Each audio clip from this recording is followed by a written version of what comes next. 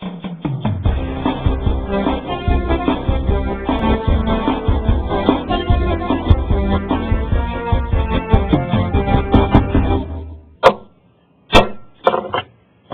Toastmasters Club 9523 will now come to order. And good morning, fellow Toastmasters and most welcome guests. We're delighted that you've decided to get up early and spend your Saturday morning with us. TV Toastmasters meets on the first Thursday and the third Saturday of every month. We meet at the Anderson Town Center, 7550 5 Mile Road in Anderson. And we welcome you to come and join us on either a Thursday evening at 6 p.m. or a Saturday morning at 9. If this is your first Toastmasters meeting, either as our studio audience or as our viewing audience, I'd like to let you know what you're in for. And first of all, I'd like to introduce our guests. We have 3 guests here today. We have Patrick Kevin, who is a freshman at the Conservatory College of Music, part of the University of Cincinnati, and he's studying electronic media. And this morning, Patrick will be on camera 1. We also have Frank Downey. Frank, welcome. He's a guest of Rick Barron, and he will be running camera 3 for us. And of course, we have a dear friend, James Brenza. We're always happy to have James join us. The meeting will start with the impromptu session, and in this session, we are going to be called upon to answer a,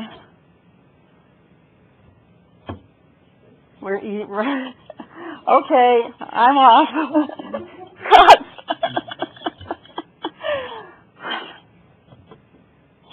A Toastmaster meeting is divided into 3 sections: the impromptu section, the presentation section, and the evaluation session. My job as Toastmaster is to keep the meeting moving through those 3 sessions. And this morning we are going to start with our counter and grammarian, Sheila Mudd Baker. Sheila?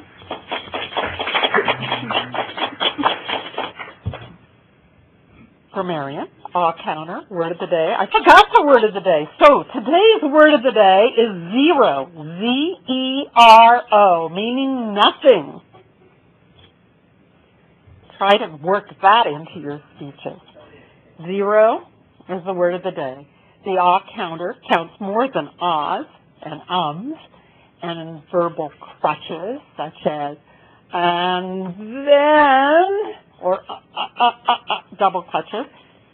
And I also will be looking at grammatical mistakes or opportunities to change. Madam Toastmaster. Thank you, Sheila. We will all be on our best grammatical behavior today. The next portion of our meeting is the table topics. And I will call on Carol Kormelink, who is our Tabletopics master. She will explain to you how Tabletopics works and how long she expects you to speak. Carol. Thank you, Madam Toastmaster. Today we are going to do something different in Tabletopics. You all have a ballot in front of you down at the bottom, and we will have 3 Tabletopics speakers, and you will write who you think did the best job. We are giving a prize for the best Tabletopics responder today, and our Sergeant at Arms will collect them after the Tabletopics are finished. The purpose of Tabletopics is to help you think on your feet. When you're asked that unexpected question, instead of your brain going, blah, blah, blah, and it freezes, you're able to think on your feet and come up with a halfway decent answer at least. And because the word of the day is zero, your challenge when you get up here to give your 1 to 2 minute reply to my question is to use zero in your reply if you can. And you should be able to use zero because how many of you would like to put on 10 pounds between now and New Year's? Nobody? Good. This is good for you. Because our theme today will be damage control for enjoying the holidays without the pounds, 0 pounds. We will use goals, strategy, and execution. And the first question will be about diet. And then we'll have exercise and then another idea. So for diet, what action are you willing to take to tighten up the diet prior to splurging? For smaller splurges, it's going to require cutting out late night eating for 3 days, cut your largest meal in half for 3 days, and if you have larger splurges, extend it to 1 week. So, what action are you willing to take to tighten up the diet prior to splurging? Rita Ferguson.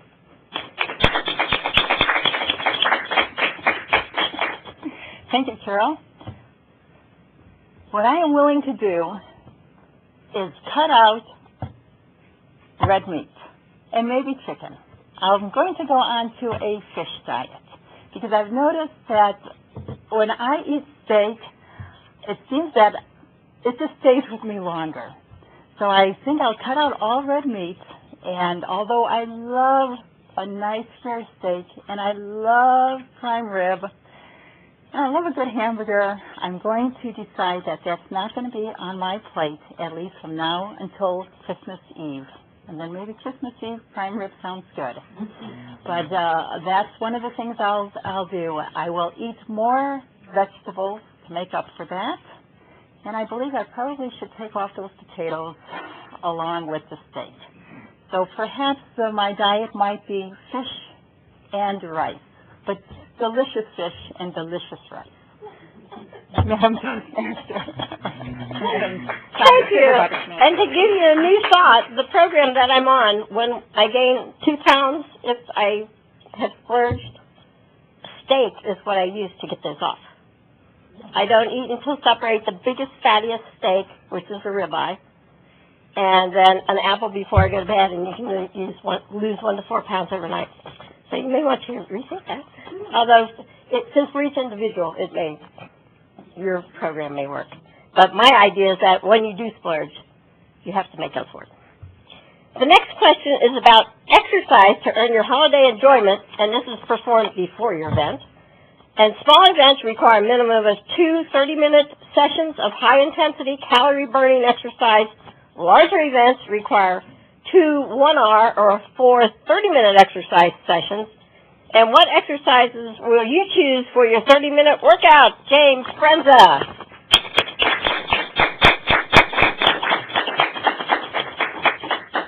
Thank you, Carol. Thank you, fellow Toastmasters. It's good to be back. I don't make the trip very often, but it is good to be back in town and on camera. And hello, everybody at home. The holidays. Perhaps one of my worst times for gaining weight or failing to lose weight. And I've decided I'm going to change that this year. I'm actually off the road. I normally travel about 50 weeks a year. I get to spend the next 2 weeks at home. And I have committed I'm going to walk, and I mean walk extensively. My wife and I love to walk together, long walk around the neighborhood, a known route, 45 minutes. I'm committing to actually doing that twice a day, and ideally 3 times a day if I can sneak out during lunch, perhaps. We'll see what happens. But it's really a great time because we get to catch up with each other, we get to talk about the kids, the family, all the activities across the holidays which we enjoy so much, and I'm looking forward to burning off, I'm hoping, 3 pounds. So bear with me. Results come via email in January. Carol? Thank you. And walking is the very best exercise. So you're not on the road. That means you'll be at Ace on Monday night? Okay. The last question is my asking for your help for a strategy for me. Something that will get me off to the fast start in the morning, because you want a success early in the morning. It's going to carry through the whole day. And something that will create a sense of urgency in the now, not tomorrow. There's nothing you can do tomorrow. People say, well, January 1st I'll start losing. You got to start now. If you are serious, you got to start now. So I want to know something that will make me proactive today, and what immediate to do as soon as I get up would give me a successful fast start towards my goal of a thinner New Year. Don West. Don is always thinking ahead, and I thought, okay, he'll be a good one to give me something to do here. Thank you, Carol. It's good to be back here again, too. Carol, I think maybe you want to get as close to 0 calories as possible. So when you get up in the morning, the first thing to do is, well, I think we have to go back earlier than that. You go to the grocery store and get some oats, Kroger oats or Quaker oats or something. They come in a box about this big, and it's round like this. And the night before you're going to eat breakfast, you pour them into a bowl and put some milk on them. Put them in the refrigerator so they'll be kind of soggy and nice when you get them out in the morning. When you get them out in the morning, you put them in the microwave, 2 minutes, and they're ready. Put a little sugar on them and go ahead and eat them. Before you eat the oats, it's good to have a little bit of juice. Not too much, but a little bit of juice. It helps, especially in this cold season where people are prone to getting colds and the flu and so forth. It prevents the flu a lot of times, as well as helps you to lose weight. Then you're all set until dinner time, and then do not eat in the fast food shops for a while. There's a big temptation there because they're so good. The Big Macs and the Big Boys and things like that are really nice to have. And I like your idea of not eating so much meat, just one steak a day. Personally, I don't eat any meat for the sake of the animals and things. That was my motive for not eating meat. So I'm able to reasonably keep my weight down. And I think that's all we require, something reasonable. We don't want to go to extremes. And then for supper, you already had a good idea with the steak and so on. So that's about all I can think of right now. That's my advice for Carol. Thank you very much. I like those. I use the steel mill cut oats, so that's good. Thank you very much. And I appreciate everyone participating in Table Topics. And now if you will vote for the best Table Topics speaker, Rita, for what she's going to do if she splurges to undo, so she has zero gain at New Year's. And for James Brenza on exercise for zero gain in the New Year's, and Don West for what I might do to have a success. As long as you have a success early in the day, you're going to have a better day. So one of those three, if you will vote for the best Table Topics speaker, and then Mary will collect those. And I'd like to caution you that, first I'd like to thank you for helping me be proactive towards a zero, and it's in a new year, zero gain. And remember, no matter how much you think you have exercised and cut your calories, it will never be enough to counteract gluttonous behavior, so don't go bovine. And if you apply this plan, you should get through the holidays with minimal or zero weight gain, and you might even pick up some good habits to lead you into a happier and thinner New Year. Madam Toastmaster. Carol, thank you very much. I know at work we have a not 1 ounce program going on. We were weighed in on October 30th or 29th, right before Halloween, and we get weighed in again on January 3rd. And for anybody who has gained not 1 ounce, we actually are on a digital scale going out to at least 1/10 of a pound, and we have to wear the same thing we wore when we got weighed in. And for people who have not gained 1 ounce, I think there's a prize for them. So hopefully we'll be part of that.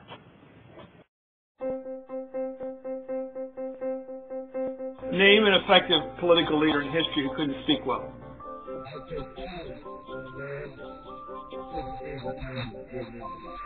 There aren't any.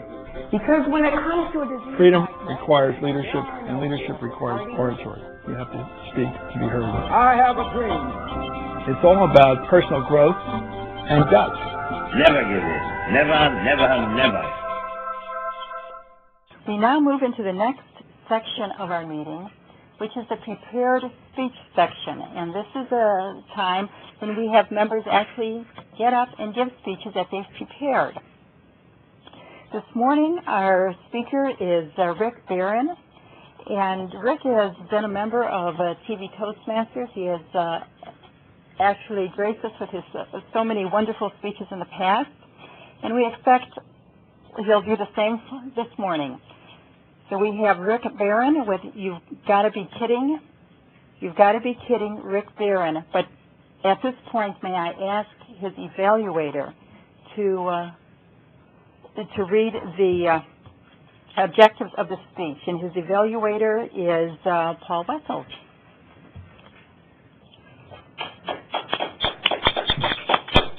Thanks, Rita. Fellow Toastmasters, I'm going to evaluate Rick Barron's speech. It's titled You've Got to Be Kidding.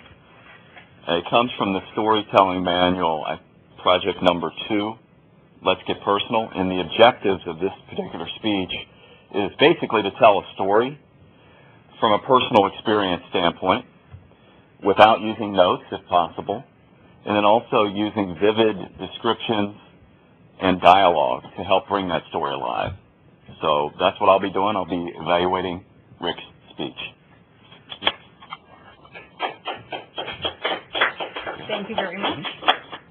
And now let's hear from Rick. Rick Barron, you've got to be kidding. You've got to be kidding, Rick Barron. Thank you, Rita. You've got to be kidding me! 9 o'clock Saturday morning?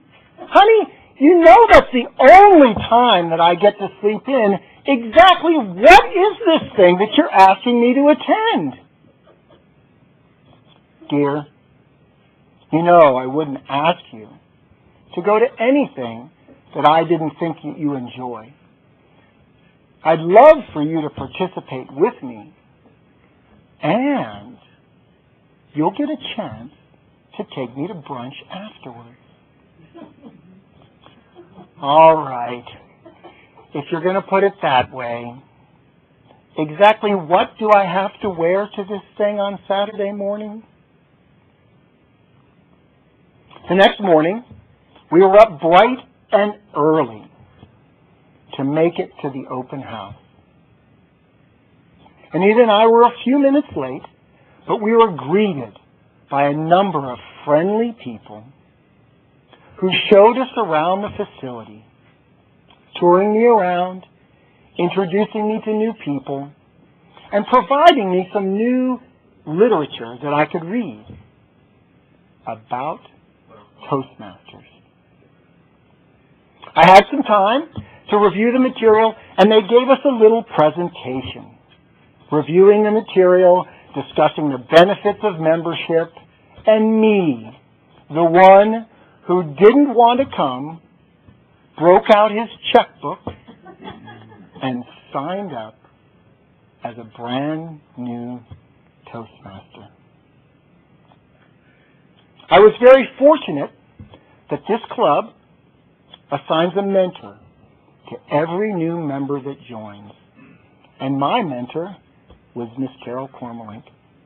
Carol is extremely enthusiastic about Toastmasters.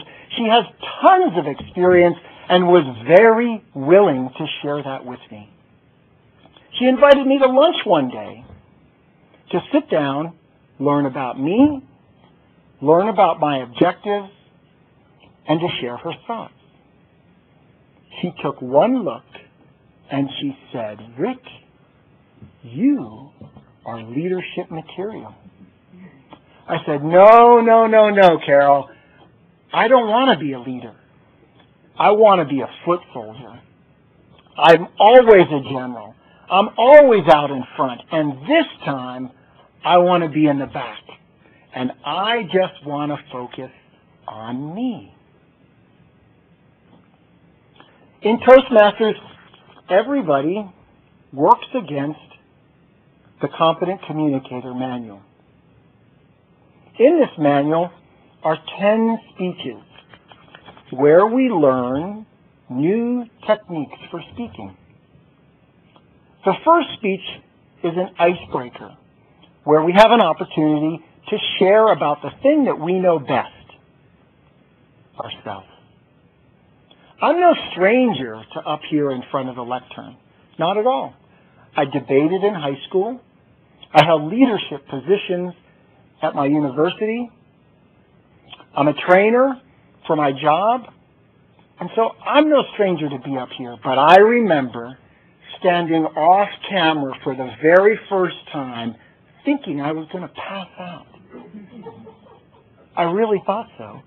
You heard about butterflies? It wasn't butterflies. It was a storm of birds inside of there.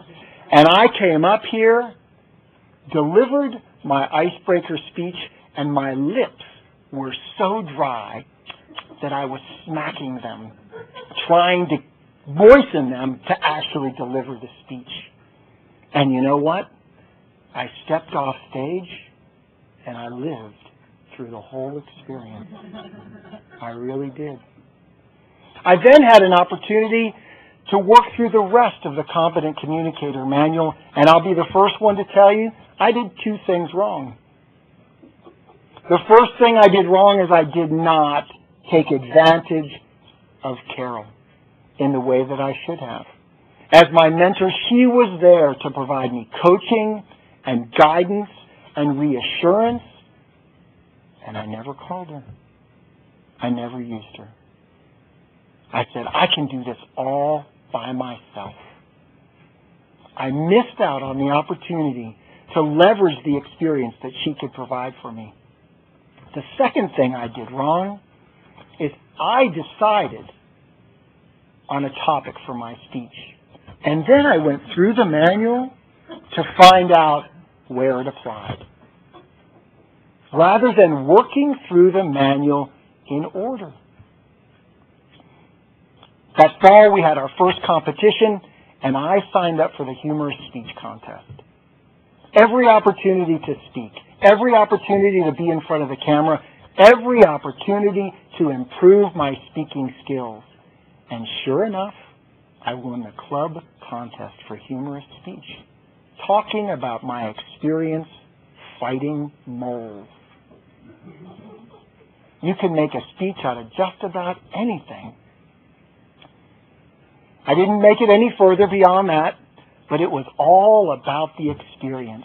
And that spring, when they were ready to nominate new officers, wouldn't you know it, I volunteered to be the Vice President of Public Relations. What I have discovered is that I love serving other people. I love this group. I love what Toastmasters offers and what it has done for me, and I am willing to share that with other people and with each and every one of you. And what I have come to discover is that phrase, "You have got to be kidding me," is a gateway to personal growth. It helps me take a look at my fears, really assess my objections, and allows me to grow through that with zero risk, because it's about moving into and working with a friendly group of people who are here to support me and my goals, and for me to give back to them in return. Thank you.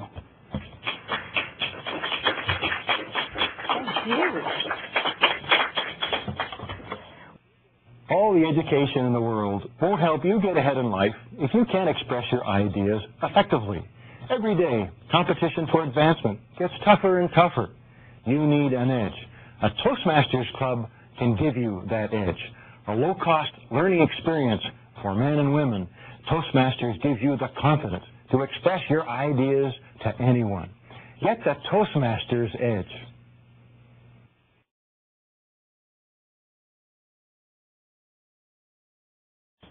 And we are now moving into the third section of our meeting, which is the evaluation section.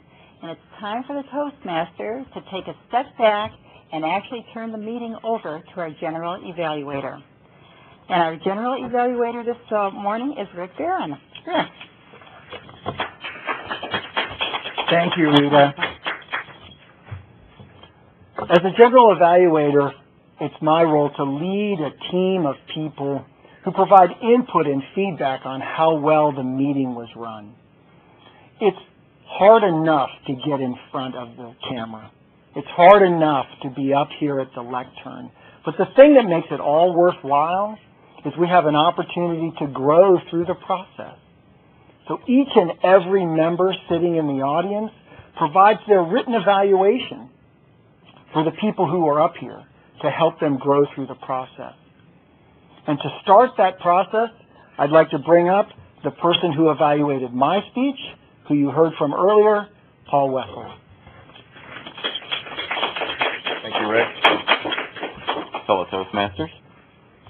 Hopefully it won't be a zero evaluation here. We'll have a little bit above zero, maybe in the positive area. Like I said before, came up, Rick, his speech is "You've Got to Be Kidding," which I think was a very appropriate title. And the objective was to be personal, use personal experience, which he definitely did. It was a story about himself in Toastmasters. So he followed that. Didn't use notes. I didn't see the use of notes hardly at all, and that was one of the objectives.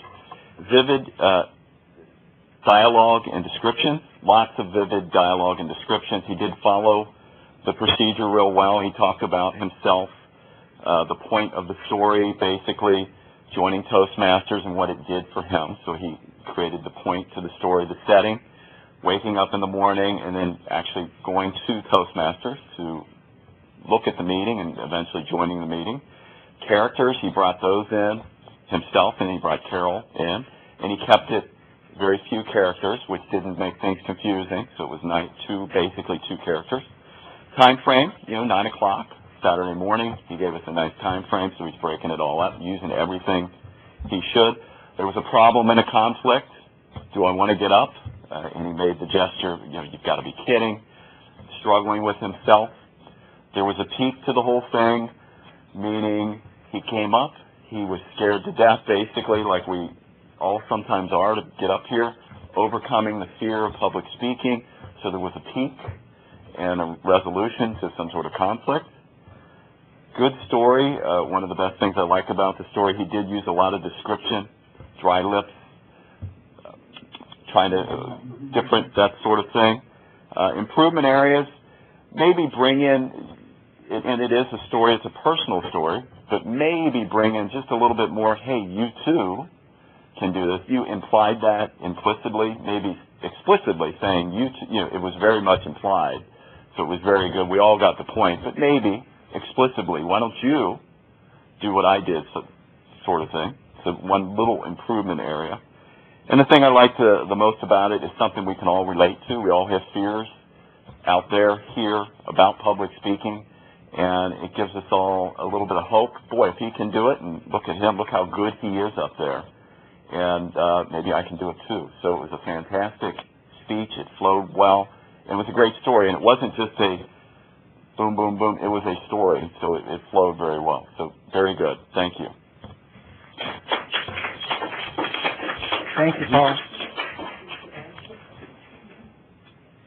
The next person on my team to bring us some comments and some feedback, I'm hoping that this is not a zero-sum game here, that there's actually something that we can improve on in terms of the counter and the grammarian, Sheila Mudd Baker.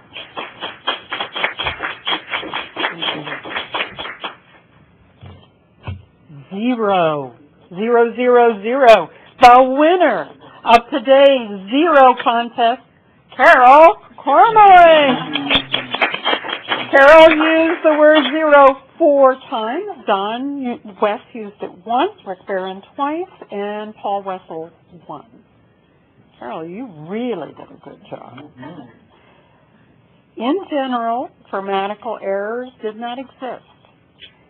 Paul Wessels used either or 3 times, and he used the phrase, it's basically a phrase, it is a phrase.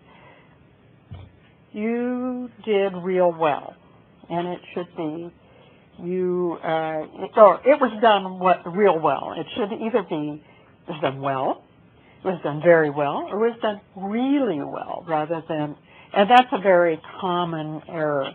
We tend to speak a little differently than we write. When we write, we know immediately, because we're checking our spelling and grammar checks, we know what the right thing is. the English language is constantly changing, but there are some things that catch me, and when I hear that, it stops me dead. That's the old English classes, I think. I'd like to say we're being an old English teacher, but I was neither old nor an English teacher at the time I was teaching. So, all in all, very well done. I applaud all of you. Madam, Mr. General Evaluator. Thank you, Sheila. One of the big components of Toastmasters is that we time everything. It's one thing to get up here and to give a prepared speech or to respond to an impromptu question in the amount of or to respond to an impromptu question, but you want to do so in a specified time frame. And our timer role today is filled by Mary Arms, and she will give us the timer's report. Thank you so much. Well, good morning, everyone. Well, today's meeting went great. I will say that. Now, in the word power, Sheila, you were 1 minute. Rita, in the Tabletopics, you were 1 minute and 2 seconds. James Brenza, 55 seconds. Don West, 2 minutes and 13 seconds. In the speakers, Rick, you were 7 minutes and 18 seconds. In the evaluators, Paul, you were 2 minutes and 41 seconds. Sheila and Grammarian, it was 1 minute and 50 seconds. And Rick, as a junior evaluator, 1 minute and 45 seconds. And thank you so much. Thank you, Mary.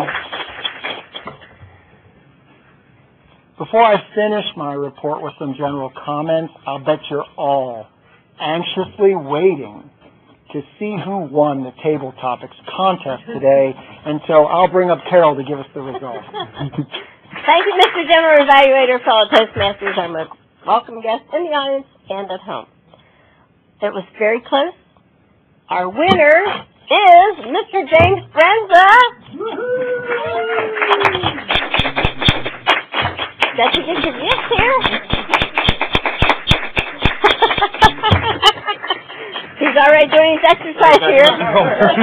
This is Eric Dodge singing Christmas carols. Well, thank you very much, Carol. Appreciate it. And anytime I listen to it, I remember this fine meeting today. Thank you. Mr. General Evaluator. Thank you, Carol. And thank everyone for participating. Just some final comments about the meeting today. I showed up a few minutes early, and we were already getting set up, which was nice to see. So it's nice to see that everybody's pitching in to help get set up. We had some guests. The guests were really warmly welcomed. I think they had an opportunity to meet everybody. And so that is a good thing about our meeting and the group that we have, is that we're all very welcoming to the people who come and spend some time with us. It was interesting to have the unique twist on Tabletopics today. I enjoyed that unique twist where we had a chance to vote on who we thought the winner was. That was really something that was nice. I think the one area where we might agree that we might need a little work is I think we had a couple of double takes. When you see the edited show, you will not see those double takes. That's the benefit of the editing that we've got. But there were a few double takes, and that is, it happens. But obviously it's something that we don't get to do that in real life. We don't get to say, ooh, hey, stop, can I try that over again? We just kind of pick up from where we inserted our foot in our mouth or forgot to say something or didn't know where to go next. So we do have a little bit of leeway with the fact that the show that you see out there in TV land is edited. It was nice that our visitors were willing to help out behind the camera today, so I want to applaud them for giving us some help today, because every role is very important in making the show a success, and starting behind the camera is a good step to moving forward to being in front of the camera. At this time, I'd like to turn the meeting back over to our Toastmaster and presiding officer, Rita Ferguson. Thank you very much, Rick. Our meeting is now coming to a close. You've seen how the Toastmaster meetings work through the impromptu session, the prepared speeches, and the evaluation session. And that's how easy it is to be a Toastmaster. So I invite our guests to join and become Toastmasters, and I invite our listening audience to get up in the morning on a Saturday morning and come on down and join us. Once again, we meet at 7850 5 Mile Road in Anderson, and that's the Anderson Town Center. If you have any questions, look up TV Toastmasters on the web, and you'll find contact names and all the information you need if you're looking for more information. So at this point, we have a little bit of a business meeting. A couple of announcements I'd like to make is that we have the Toastmasters officers training at Cincinnati Financial on Saturday, January 7th. And if we miss that one, we have two makeup trainings, one on a Monday at Modern Insurance in Amelia.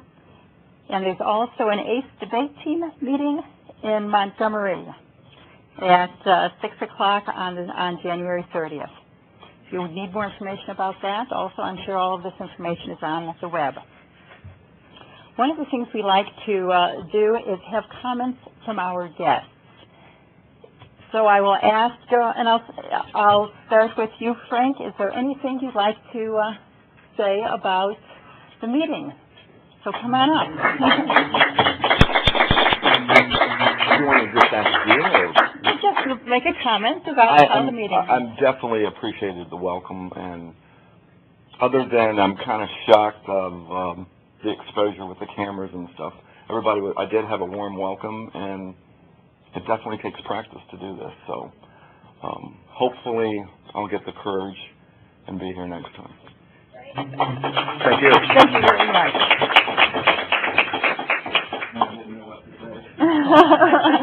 It was a mini table topic right then, right? Patrick, would you like to come up and say a few words about how you felt the meeting went? Now, Patrick is actually here to run the camera, so this is going to take him by surprise. Yeah. Yes. Well, I'm not very big on public speaking. I've never been really good at it. I'd like to learn more at some point, but when that will be, I don't know. Thank you very much. And thank you for coming up on a Saturday morning to work the camera. You're welcome. All right. So good job. And what about James Brenza?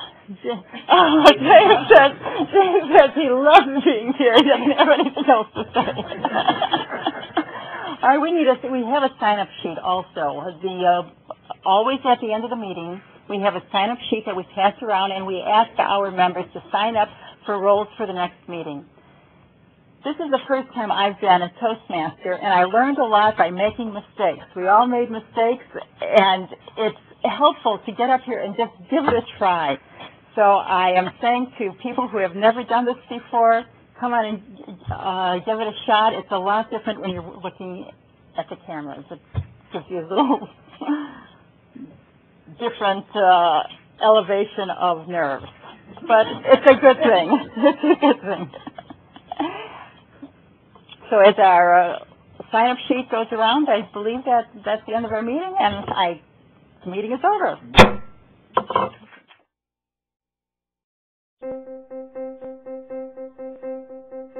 Name an effective political leader in history who couldn't speak well.